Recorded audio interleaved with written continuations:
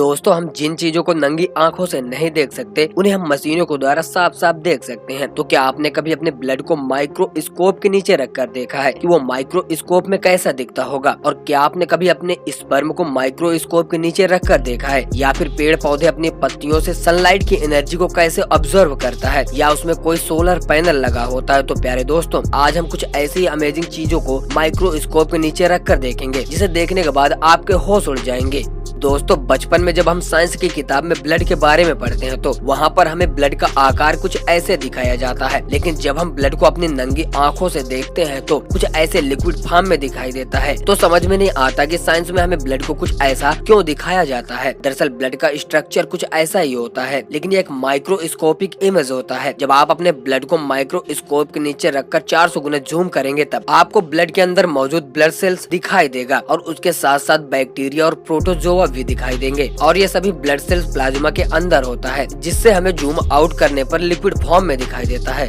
दोस्तों, ये बात तो हम सभी को पता है कि पेड़ पौधे सनलाइट की एनर्जी को एब्जॉर्ब करके अपना खाना बनाता है, लेकिन ये कैसे संभव हो सकता है? क्या प्लांट के पत्तियों पर सोलर पैनल लगा होता है? दरअसल यहाँ पर कोई सोलर पैनल नहीं होता है, लेकिन वो सोलर पैनल के जैसा ही काम करता है। जब आप प्लांट्स के पत्तियों को माइक्रोस्कोप के नीचे रखकर उसको जूम करेंगे तो आपको पत्तियों पर छोटे छोटे होल्स दिखाई देंगे और इन्हीं होल्स के द्वारा ही सनलाइट की एनर्जी पत्तियों के अंदर तक पहुँचता है, जिससे प्लांट अपना खाना बनाते हैं। लेकिन अगर आप किसी पेड़ के सारे पत्तियां गिरा देंगे तो वो पेड़ पूरी तरीके से सूख जाएगा, क्योंकि उसके पास सन की एनर्जी को ऑब्जर्व करने के लिए कोई भी पत्तियां नहीं होंगी।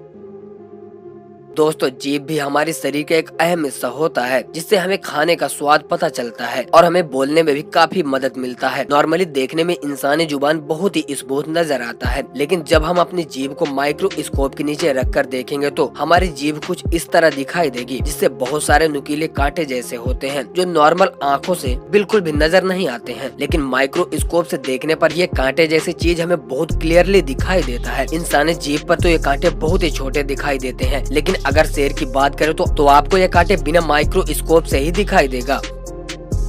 दोस्तों, स्पर्म के बारे में कौन नहीं जानता? हम सभी को पता है कि स्पर्म एक मेल ट्रिपोर्टर टिप सेल होता है, जो कि फीमेल के कांटेक्ट में आने के बाद फर्टिलाइज होकर बच्चा पैदा करता है। नॉर्मल आंखों से देखने पर स्पर्म प्लाज्मा फॉर्म में दिखाई देता है, लेकिन क्या आपने कभी सोचा कि माइक्रोस्कोप में स्पर्म कैसा दिखता होगा? ये बंदा अपने स्पर्म को माइक्रोस्कोप के नीचे रखकर देखा तो उसे देखकर वह हैरान हो गया, क्योंकि माइक्रोस्कोप के नीचे स्पर्म रखने के बाद कुछ इस तरह का दिखाई दिया, जिसमें बहुत सारे छोटे छोटे सेल्स थे जो इधर उधर भाग रहे थे। इसमें से आप कुछ एबनॉर्मल सेल भी देख सकते हैं, जो एक आम सेल के मुकाबले काफी कमजोर लग रहा है, और एक सेल जिसका सिर टेढ़ा है और दूसरा जिसकी पूंछ बड़ी होने के कारण ठीक से मूव भी नहीं कर पा रहा है। अगर आप सोच रहे हैं कि इसका सेल तो खराब है तो आप गलत हैं, क्योंकि हमारे स्पर्म में लाखों करोड़ों जीवित सेल होते हैं, जिसमें से फर्टिलाइज होने वाले या कह लो बच्चा पैदा करने के लिए किसी एक सेल की ही जरूरत होती है। अब इन लाखों सेल्स में से कुछ सेल नेचुरली एबनॉर्मल होते हैं, लेकिन प्रेगनेंसी के अंतिम स्टेज पर वही सेल पहुंचता है जो इन लाखों सेल्स में से हेल्दी और स्ट्रांग होता है।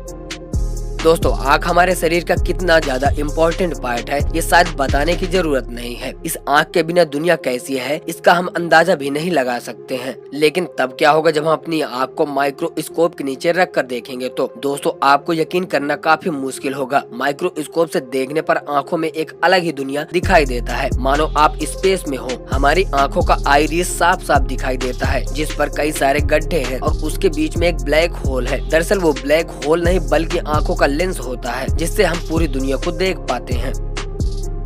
दोस्तों, हम कितने भी पढ़े लिखे क्यों न हो, लेकिन जरूरत पड़ने पर अंगूठा लगाना ही पड़ता है। आजकल तो बिना फिंगरप्रिंट के मोबाइल भी नहीं खुलता है, लेकिन क्या आपने कभी सोचा है कि थंब को माइक्रोस्कोप में देखने पर कैसा दिखाई देता होगा? या फिर दुनिया में सबका फिंगरप्रिंट अलग अलग क्यों होता है? किसी से भी किसी का फिंगरप्रिंट मैच क्यों नहीं होता? तो जब अंगूठे को माइक्रोस्कोप में रखकर देखेंगे तो हमें फिंगरप्रिंट क्लियरली दिखाई देने लगा, जिससे पसीना निकलते हुए भी दिखाई दे रहा था, जैसा कि आप स्क्रीन पर देख रहे हैं। और ज्यादा जूम करने पर ऊबड़ खाबड़ जगह भी दिखाई दे रहा है। और यही वो पॉइंट है जिसमें किसी भी इंसान के फिंगरप्रिंट से मैच नहीं होता है और फिंगरप्रिंट सबसे यूनिक हो जाते हैं।